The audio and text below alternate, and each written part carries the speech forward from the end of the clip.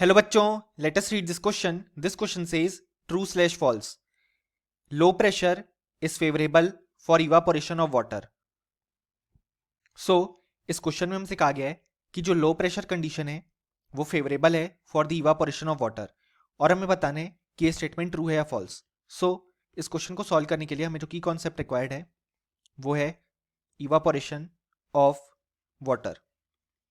अब यहाँ पे इवापोरेशन ऑफ वाटर के दौरान जो इक्विलिब्रियम होता है वो होता है between liquid water and water vapour. यानी कि बेसिकली जो इक्विलिब्रियम है वो है between H2O liquid and H2O gas.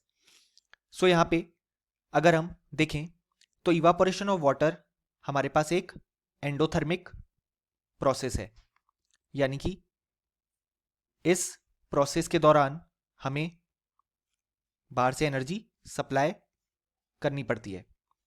Next अगर हम देखें तो जब हम इवापोरेशन ऑफ वाटर देख रहे हैं, यानी कि वाटर से वाटर वेपर की तरफ मूव कर रहे हैं, तो हम देख सकते हैं कि जो वॉल्यूम है वो हमारे पास इंक्रीज कर रहा है, क्योंकि हम जानते हैं कि जो गैसेस हैं उनका वॉल्यूम कंपैरेटिवली ज्यादा होता है फ्रॉम द करस्पॉन्डिंग लिक्विड. सो अब अगर हम यहाँ पे इस रिएक्शन के लिए फेवरेबल कंडीशन देखें, यानी कि favourable conditions for the evaporation of water, यानी कि favourable condition for the conversion of liquid water to water vapour. तो सबसे पहले क्योंकि ये प्रोसेस हमारे पास एंडोथर्मिक है, तो बाय ली शैटलियर प्रिंसिपल हम देख सकते हैं कि अगर हम यहाँ पे टेम्परेचर इंक्रीज करेंगे तो हमारे पास ये जो इक्विलिब्रियम है वो फॉरवर्ड डायरेक्शन में शिफ्ट होगा, यानी कि बेसिकली हमें वाटर वेपर ज्यादा देखने को मिलेगा, यानी कि इवापोरेशन ऑफ वाटर ज्यादा होगा.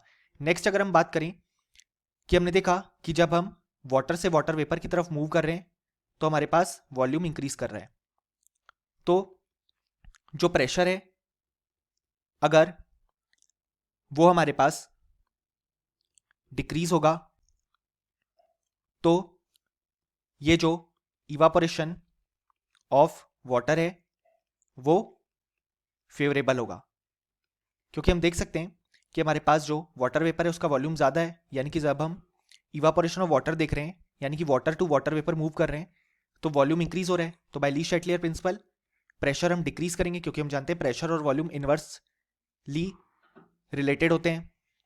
तो इस कारण से अगर हम बात करें ओवरऑल फेवरेबल कंडीशन की तो वो आ जाएगा हमारे पास high temperature and low pressure, जो कि फेवरेबल कंडीशंस हैं for the evaporation of water.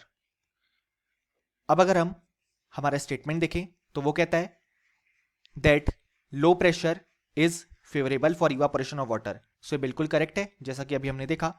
और फाइनली हमें लिख भी सकते हैं कि इस क्वेश्चन का हमारे पास जो करेक्ट आंसर आ गया वो आ गया ट्रू.